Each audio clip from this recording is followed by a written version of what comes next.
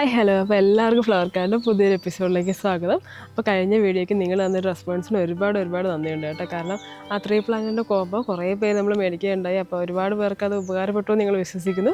അപ്പോൾ നമ്മൾ ഇന്ന് വന്നിരിക്കുന്നത്, നമ്മൾ പറഞ്ഞിട്ടുണ്ടായിരുന്നു നമ്മൾ ഹോൾസെയിലായിട്ട് നമ്മൾ ചെടികൾ സെല്ല് ചെയ്യുന്നുണ്ടെന്ന്. അപ്പോൾ ഇന്ന് തൃശ്ശൂർക്ക് ഒരു ലോഡുണ്ട്. അപ്പോൾ നമ്മൾ ആ ലോഡിൽ കുറച്ച് വെറൈറ്റീസ് നമ്മൾ ആഡ് ചെയ്തിട്ടുണ്ടായിരുന്നു. അപ്പോൾ വീഡിയോയിൽ കാണിക്കാത്ത കുറച്ച് വെറൈറ്റീസ് ഉണ്ട് കേട്ടോ. അപ്പോൾ നിങ്ങളത് കാണിച്ചേക്കാമെന്ന് വെച്ചു.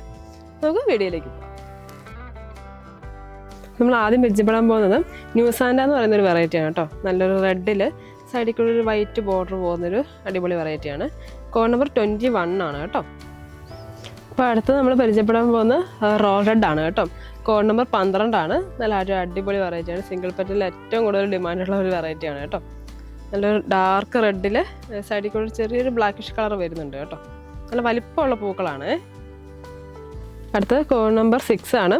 MS1 എന്ന് പറയുന്ന ഒരു അടിപൊളി വെറൈറ്റിയാണ് കേട്ടോ. നോക്കി നല്ലൊരു ഷെയ്ഡാണ്. കുറച്ച് ഡാർക്ക് കളറാണ്. എല്ലാത്തിനും തന്നെ നമുക്ക് മുട്ടുകളും ഉണ്ട്.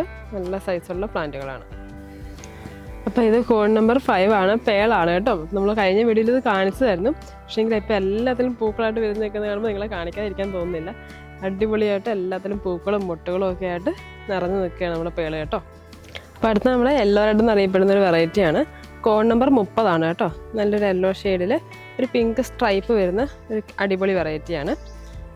നല്ല മുട്ടുകളൊക്കെ ആയിട്ട് പൂക്കളൊക്കെ ആയിട്ട് വിരിഞ്ഞ് നിൽക്കുകയാണ്. നല്ല ഹെൽത്തി ആയിട്ടുള്ള പ്ലാന്റുകളാണ്.